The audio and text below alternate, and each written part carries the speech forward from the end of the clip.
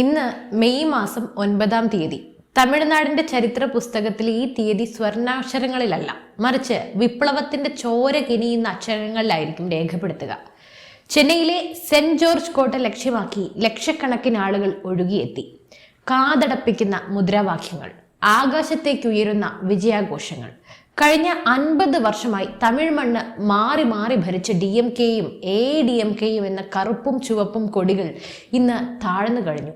തമിഴ് രാഷ്ട്രീയത്തിലെ ചാണക്യന്മാർ എന്ന് വിശേഷിപ്പിക്കപ്പെട്ടവർ അടിയറവ് പറഞ്ഞിരിക്കുന്നു. കുതന്ത്രങ്ങൾക്കും അവിശുദ്ധ കൂട്ടുകെട്ടുകൾക്കും ആയുസില്ലെന്ന് തെളിയിച്ചുകൊണ്ട് തമിഴകത്തിന്റെ സ്വന്തം ദളപതി വിജയ്, അതെ ജോസഫ് വിജയ് ചന്ദ്രശേഖർ എന്ന തമിഴക വെട്രി കഴകത്തിന്റെ അമരക്കാരൻ ഇന്ന് രാവിലെ 11 മണിക്ക് തമിഴ്നാട് മുഖ്യമന്ത്രിയായി സത്യപ്രതിജ്ഞ ചെയ്യുന്നു. ഗവർണറുടെ അനുമതി പത്രം കഴിഞ്ഞ ദിവസം അർദ്ധരാത്രിയോടെ ദളപതിയുടെ പനയൂരിലെ വസതിയിലേക്ക് എത്തിക്കഴിഞ്ഞു. എന്താണ് തമിഴ്നാട്ടിൽ സംഭവിക്കുന്നത്? ഒരു നടൻ എന്നതിലുപരി ഒരു ഭരണാധികാരിയായി വിജയ് മാറുമ്പോൾ തമിഴ്നാടിന്റെ വിധി എങ്ങനെ മാറും? കോടികൾ ഒഴുക്കി വോട്ട് പിടിച്ച വമ്പൻ സ്രാവുകളെ വിജയ് എങ്ങനെ വീഴ്ത്തി? ഈ രാഷ്ട്രീയ ഭൂകമ്പത്തിന്റെ ആരും അറിയാത്ത രഹസ്യങ്ങളിലേക്ക് നമ്മൾ കടക്കുകയാണ്. ഇത് വെറുമൊരു വാർത്തയല്ല, ഒരു ജനതയുടെ അതിജീവനത്തിന്റെ കഥ കൂടിയാണ്. തമിഴ്നാട് രാഷ്ട്രീയം എന്നും വ്യക്തിപൂജയിലും ദ്രാവിഡ ആദർശങ്ങളിലും അധിഷ്ഠിതമായിരുന്നു. പെരിയാറിൽ തുടങ്ങി അണ്ണാദുരയിലൂടെയും കരുണാനിധിയിലൂടെയും MGRിലൂടെയും ജയലളിതയിലൂടെയും വളർന്ന ആ ഒരു മഹാപ്രസ്ഥാനങ്ങൾ ഇന്ന് എവിടെ എത്തി നിൽക്കുന്നു? സ്റ്റാലിന്റെ ഭരണ തുടർച്ചയും എടപ്പാടി പളനിസ്വാമിയുടെ തിരിച്ചുവരവും സ്വപ്നം കണ്ടവർക്ക് വിജയ് നൽകിയത് ഒരിക്കലും മറക്കാനാവാത്ത പ്രഹരമാണ്. തിരഞ്ഞെടുപ്പ് ഗോതയിൽ വിജയ് എന്ന രാഷ്ട്രീയക്കാരൻ ഇറങ്ങിയപ്പോൾ എല്ലാവരും പരിഹസിച്ചു. ഇവൻ വെറുമൊരു കൂത്താടി എന്നും സിനിമയിലെ 5 ഡയലോഗുകൾ രാഷ്ട്രീയത്തിൽ വിലപ്പോകില്ല എന്നും അവർ പറഞ്ഞു, കളിയാക്കി.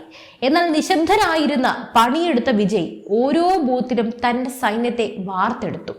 DMK കോട്ടകളായ ചെന്നൈയിലും കാഞ്ചീപുരത്തും അണ്ണാ DMK സ്വാധീന മേഖലയായ കൊങ്ങു ബെൽറ്റിലും വിജയ് തരംഗം ആഞ്ഞടിച്ചു. ഏറ്റവും ഒടുവിൽ തമിഴ്നാട്ടിലെ 234 മണ്ഡലങ്ങളിൽ കേവല ഭൂരിപക്ഷത്തിന് ആവശ്യമായ 118 എന്ന മാന്ത്രിക സംഖ്യ ഒടുവിൽ വിജയ് നേടിയെടുത്തു. 108 എന്നുള്ളത് 118 ആക്കുകയായിരുന്നു ഏറ്റവും വലിയ വിവാദം. എന്തായാലും അവസാന നിമിഷം വിജയ്ക്കൊപ്പം ചേർന്ന രാഷ്ട്രീയ കേരളത്തെയും തമിഴ്നാടിനെയും ഒരുപോലെ CPM എന്ന രാഷ്ട്രീയ പാർട്ടി ഞെട്ടിച്ചു കളഞ്ഞു. തിരുമാവളവന്റെ ആ നീക്കം, ആ ഒരു ഞെട്ടിക്കുന്ന നീക്കം സ്റ്റാലിന്റെ പതനം പൂർണ്ണമാക്കി. അഴിമതിയും കുടുംബ ഭരണവും മടുത്ത് ജനങ്ങളൊരു മാറ്റം ആഗ്രഹിച്ചപ്പോൾ ആ മാറ്റത്തിന്റെ പ്രതീകമായി വിജയ് ഉദിച്ചുയർന്നു.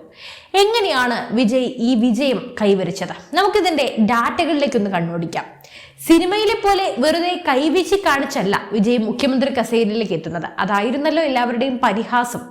കൃത്യമായ പ്ലാനിങ്, അതിനേക്കാൾ കൃത്യമായ എക്സിക്യൂഷൻ. വിജയുടെ വജ്രായുധം യുവാക്കളായിരുന്നു. തമിഴ്നാട്ടിലെ 1.5 കോടിയിലധികം വരുന്ന യുവ വോട്ടർമാർ, ആദ്യമായി വോട്ട് ചെയ്യുന്ന 18-നും 25-നും ഇടയിലുള്ള വോട്ടർമാരുടെ ഏകദേശം 75% വിജയ്ക്കാണ് വോട്ട് ചെയ്തത്.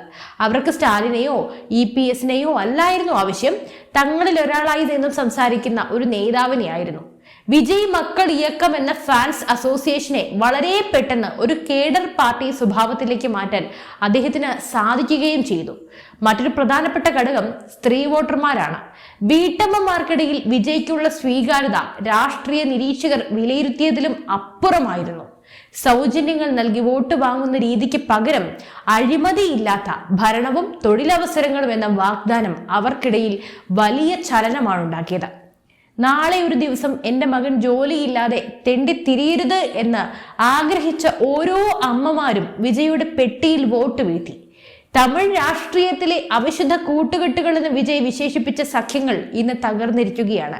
വിജയെ തോൽപ്പിക്കാനായി ആ അവിശുദ്ധ സഖ്യങ്ങൾ ഏത് നിമിഷവും കൂടിച്ചേരാമെന്ന ഘട്ടത്തിലും വിജയ് അത്ഭുതം പ്രവർത്തിച്ചു. DMK സഖ്യത്തിൽ വിള്ളലുകൾ വീഴ്ത്താൻ വിജയ്ക്ക് സാധിച്ചു എന്നത് ചെറിയ കാര്യമല്ല. VCK നേതാവ് തിരുമാവളവൻ വിജയെ പിന്തുണയ്ക്കാൻ തീരുമാനിച്ചതോടെ ദളിത് വോട്ടുകൾ ഏകീകരിച്ചു. ഇത് ദക്ഷിണ തമിഴ്നാട്ടിൽ DMKയുടെ വേരെറുത്തു. കഴിഞ്ഞ ദിവസം നടന്ന ഗവർണറുമായുള്ള കൂടിക്കാഴ്ചയിൽ വിജയ് ഹാജരാക്കിയ കത്തുകളിൽ VCKയുടെയും ചില സ്വതന്ത്ര സ്ഥാനാർത്ഥികളുടെയും പിന്തുണയുണ്ടായിരുന്നു. BJPയുമായി ഒരു തരത്തിലുള്ള ഒത്തുതീർപ്പിനും തയ്യാറല്ലെന്ന് പ്രഖ്യാപിച്ച വിജയ് ദ്രാവിഡ മണ്ണിൽ പുതിയൊരു രാഷ്ട്രീയ പരീക്ഷണം, സെക്യുലർ സോഷ്യൽ ജസ്റ്റിസ് മുന്നോട്ട് വയ്ക്കുന്നു. ദേശീയ പാർട്ടികളെ മാറ്റി നിർത്തിക്കൊണ്ട് സ്വന്തം കാലിൽ നിൽക്കാനുള്ള ഈ ആർജവം തമിഴ് ജനതയെ ആവേശം കൊള്ളിക്കുന്നു. ഇന്ന് ചെന്നൈ മദ്രാസ് യൂണിവേഴ്സിറ്റി ഓഡിറ്റോറിയം ചരിത്രത്തിന്റെ ഭാഗമായിരിക്കുകയാണ്. തന്റെ പ്രസംഗത്തിന് അനുവാദമില്ലെന്ന് പറഞ്ഞ അതേ ഓഡിറ്റോറിയത്തിൽ തന്നെ സത്യപ്രതിജ്ഞ ചെയ്യുന്നു. ജോസഫ് വിജയ് എന്ന വ്യക്തി തമിഴ്നാടിന്റെ 11ാമത്തെ മുഖ്യമന്ത്രിയായി സത്യപ്രതിജ്ഞ ചെയ്യുന്നു. സിനിമാ ലോകം മുഴുവൻ ഇന്ന് ചെന്നൈയിലേക്കാണ് കണ്ണുനട്ടിരിക്കുന്നത്. രജനീകാന്ത്, കമൽഹാസൻ, അജിത് കുമാർ തുടങ്ങിയ വമ്പൻ താരങ്ങൾ ചടങ്ങിൽ സംബന്ധിക്കുമെന്നാണ് വിവരം. തന്റെ സിനിമയിലെ വാർത്തി കമ്മിങ് പാട്ടിനേക്കാൾ ആവേശത്തോടെ ആരാധകർ CM കമ്മിങ് എന്ന് വിളിച്ചു പറയുന്നു. പനയൂരിലെ വസതിയിൽ നിന്നും രാജ്ഭവനിലേക്കുള്ള വിജയുടെ യാത്ര ഒരു റോഡ് ഷോ ആയിട്ടാണ് പ്ലാൻ ചെയ്തിരിക്കുന്നത്. വഴിയോരങ്ങളിൽ പൂക്കളും പാലഭിഷേകവുമായി ലക്ഷക്കണക്കിന് ആളുകളാണ് കാത്തു നിൽക്കുന്നതും.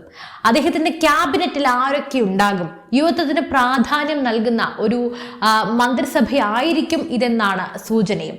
അതുപോലെ തന്നെ വിജയുടെ ആ ഒരു മുഖ്യമന്ത്രി കസേരയിലേക്കുള്ള യാത്ര ഉറ്റുനോക്കുന്നത് തമിഴ്നാട്ടിലെ ജനങ്ങൾ മാത്രമല്ല, ഇന്ത്യ ഒട്ടാകെ അത്രത്തോളം വിവാദവും സൃഷ്ടിച്ചു കഴിഞ്ഞു. പരിചയസമ്പന്നരായ ചില റിട്ടയർഡ് IAS ഉദ്യോഗസ്ഥരെ തന്റെ ഉപദേശകരായി വിജയ് നിയമിച്ചും കഴിഞ്ഞു. സത്യപ്രതിജ്ഞയ്ക്ക് ശേഷം അദ്ദേഹം നേരെ പോകുന്നത് മറീന ബീച്ചിലെ അണ്ണാ സ്മാരകത്തിലേക്കും കരുണാനിധിയുടെയും ജയലളിതയുടെയും സ്മാരകത്തിലേക്കുമാണ് എന്നുമാണ് നമുക്ക് ലഭിച്ചിട്ടുള്ള വിവരം. രാഷ്ട്രീയ എതിരാളികളാണെങ്കിലും അവരോടുള്ള ബഹുമാനം പ്രകടിപ്പിക്കുക എന്ന വിജയുടെ നയം തമിഴ് രാഷ്ട്രീയത്തിൽ പുതിയൊരു സംസ്കാരം തന്നെ കൊണ്ടുവരികയാണ്. എല്ലാ രാഷ്ട്രീയ വൈര്യത്തെയും മറികടന്ന് ഒരു ആദരവുള്ള എല്ലാവരും മാതൃകയാക്കേണ്ട ഒരു രീതിയാണ് വിജയ് ഇവിടെ കൊണ്ടുവരുന്നത്. അധികാരമേൽക്കുക എന്നത് ഒരു തുടക്കം മാത്രമാണ്. വിജയ് കാത്തിരിക്കുന്നത് വലിയ വെല്ലുവിളികളാണ്. തമിഴ്നാട് നേരിടുന്ന കടുത്ത സാമ്പത്തിക പ്രതിസന്ധി, കാവേരി നദീജല തർക്കം, തൊഴിലില്ലായ്മ, ഇവയൊക്കെ എങ്ങനെ അദ്ദേഹം നേരിടും? സിനിമയിൽ വില്ലന്മാരെ ഒറ്റയടിക്ക് വീഴ്ത്തുന്നത് പോലെ എളുപ്പമല്ല ഭരണരംഗത്തെ വില്ലന്മാരെ നേരിടാൻ. പക്ഷെ എല്ലാം മുന്നിൽ കണ്ടുകൊണ്ടാണല്ലോ അദ്ദേഹം ഇത്രയും വലിയൊരു പ്ലാനിംഗ് തന്നെ നടത്തിയത്. DMKയും AIDMKയും ഒട്ടും വിട്ടുതരില്ല. വരും ദിവസങ്ങൾ അവർ ശക്തമായ പ്രതിപക്ഷമായി വിജയെ നേരിടും. ഓരോ നീക്കവും അവർ സൂക്ഷ്മമായി നിരീക്ഷിക്കും. എന്നാൽ വിജയ് പറയുന്നത് മറ്റൊന്നാണ്. എന്റെ രാഷ്ട്രീയം ജനങ്ങൾക്ക് വേണ്ടിയുള്ളതാണ്, അവർക്കൊപ്പം ഞാൻ ഉണ്ടാകും. അഴിമതിക്കെതിരെ കടുത്ത നടപടികൾ അദ്ദേഹം സ്വീകരിക്കും. തന്റെ ആദ്യത്തെ ഒപ്പ് ഏത് ഫയലിലായിരിക്കുമെന്നാണ് ഇപ്പോൾ മറ്റുള്ള ചില രാഷ്ട്രീയ നിരീക്ഷകർ എല്ലാവരും ഉറ്റുനോക്കുന്നത്.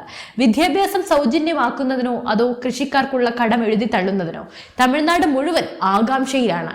എന്തുകൊണ്ടാണ് തമിഴ് മക്കൾ വിജയ് ഇത്രയധികം സ്നേഹിക്കുന്നത്? അത് വെറും സിനിമയോ പാട്ടോ ഡാൻസോ മാത്രമല്ല. താൻ നേരിട്ട ഓരോ പ്രതിസന്ധിയിലും വിജയ് ജനങ്ങളെ കണ്ടു. തന്റെ സിനിമകൾ തടയാൻ നോക്കിയപ്പോഴും അതുപോലെ തന്നെ IT റെയ്ഡുകൾ നടന്നപ്പോഴും അദ്ദേഹം തളർന്നില്ല.